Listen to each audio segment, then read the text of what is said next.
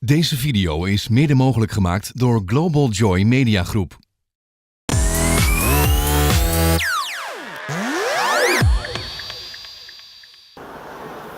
Beetje hoog vasthouden. Yeah. How do you balance research-constructed advertising to authenticity? Well, I'm probably not the usual researcher. My new book has an endorsement from Luke Sullivan, who was a copywriter for Fallon in the US.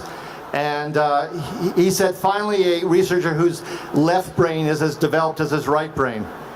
I'm a poet by background. I actually have a master's in creative writing. I was an art history minor in college. My mom says I was in love with Rembrandt at the age of 7. So I am extremely interested in trying to use this tool not to construct some supremely rational approach to things, but to say I need to tap into the target market. I need to understand what's actually working for them. Because let's look at some realities. They just did a survey in the US. They looked at all the Super Bowl ads from last year, and out of the number of ads, there turned out to be only 2 creative directors who weren't white males. 1 woman and 1 Hispanic guy. You look at the sales patterns. Who does most of the buying in the world? It's actually women, not guys. And yes, some people are very empathetic and can jump the lines, but you have a fundamental problem. You have very wealthy white males often trying to sell to much less affluent women who may or may not be Caucasian. And some people have that empathy and some people don't. So I think the tool's real value is to tap in and say, what is happening for people? And then to try to work as carefully as you possibly can with those nuances. Because as a former poet, I know that there's a delicate organic chemistry to how you do any piece of creative. And it doesn't mean you come in and you suddenly throw 12 new claims on top of the piece of advertisement. It won't work. I was speaking in Palm Beach some years ago, and the favorite speech I ever heard was a creative guy who got up and he played the song One by Three Dog Night. 1 is the loneliest number.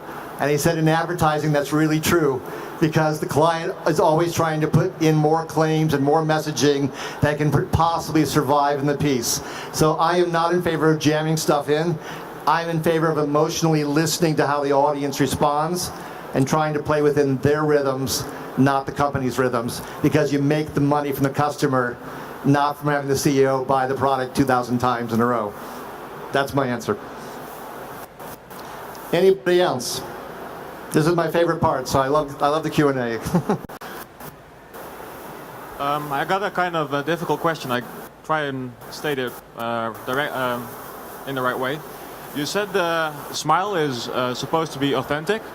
However, the smile is still an outer layer of the inner side. So if Hillary Clinton would have been able to take your advice, would it be possible for her to get the authentic smile? Okay, that's a good question, because smiles, I mean, Americans are notorious for smiling a lot and using smiles in advertising. It's the nature of the smile. There is 2 different smiles. There's actually a true smile, where the muscle around the eye relaxes and you get a twinkle in the eye. It's called a true smile because almost nobody can fake it. Woody Allen can, but most of us cannot. And a social smile is just around the mouth. So one thing is, which smile do I have? Hillary Clinton almost never has a true smile. Barack Obama had a true smile. Huckabee on the Republican side had a true smile. The other question, though, is what's the rhythm of the smile? Because any emotion that's genuine on the face is almost like a wave breaking on the North Shore. It gathers, it has a crest, and it breaks on the beach. When you have a fake smile, things happen.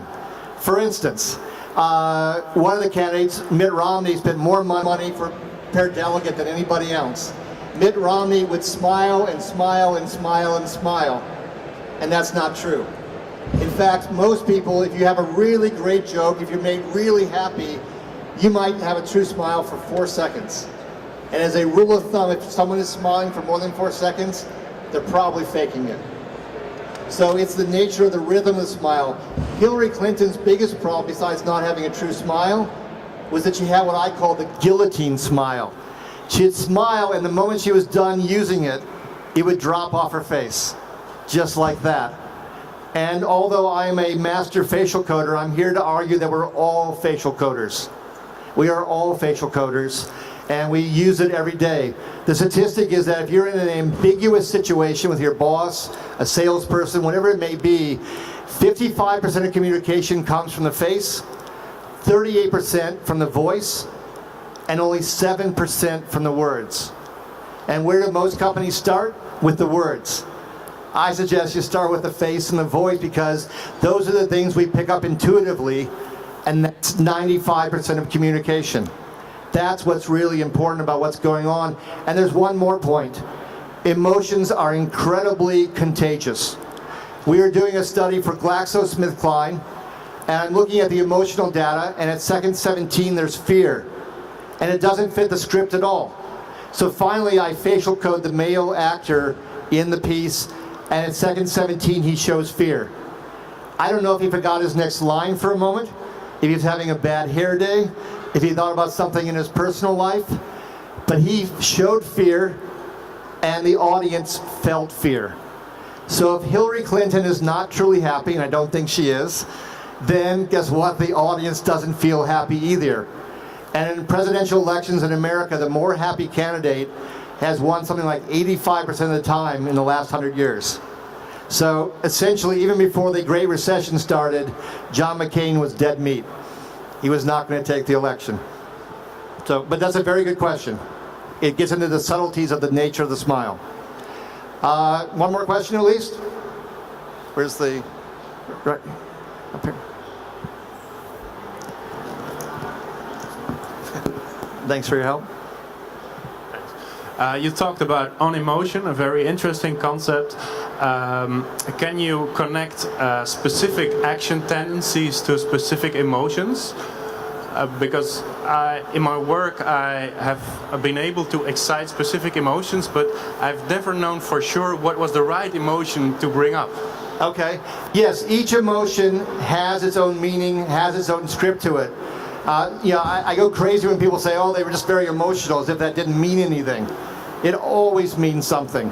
As I said earlier, anger is typically about wanting to make progress and wanting to be in control of your life. So if people are frustrated by the commercial because they can't follow it, yeah, you made them feel like they're not in control of their being. People also get particularly frustrated, particularly mad, when they think it's unfair. Because people have a really strong bias against things that are unfair in life. So that's anger. Sadness is disappointment. If anger tilts masculine, sadness tilts feminine. Because women are very sensitive to bonding, being close to people, making the connections. And sadness is about buyer's regret. It's also about empathizing with people, feeling their pain, caring about them, wishing you didn't feel isolated. So it can be very well used, but it's not used very often. Disgust as an emotion means essentially my nose wrinkles, my upper lip flares. It means it smells bad, it tastes bad, literally or metaphorically. But it means I'm rejecting it. And happiness is an emotion, which is what you're selling ultimately. Happiness as an emotion is about trying to embrace something. So disgust is the exact opposite. It means I want to get away from it. Contempt is related to that, because contempt means I find you beneath me. So for branding purposes, contempt is like the worst place you could possibly go. If it doesn't work in a marriage, because it is the most accurate sign that a marriage will fail, imagine what that means for the brand-customer relationship. Surprise is kind of like a pre-emotion. Surprise can be very useful combined with happiness because it's a wow. But with surprise, your eyes go wide and your mouth drops open. It is nature's way of saying, shut up and listen. Actually take in something around you. It reminds me of my favorite joke from the New Yorker, where two women are talking, and one says to the other, but enough about me. What do you think about me? A lot of companies are like that, frankly, in their advertising. So I think that covers the emotions.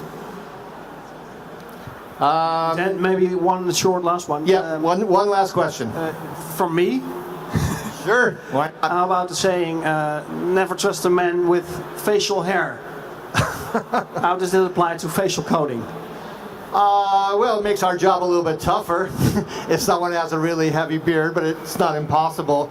We don't have that saying in America, so I'm kind of at a loss.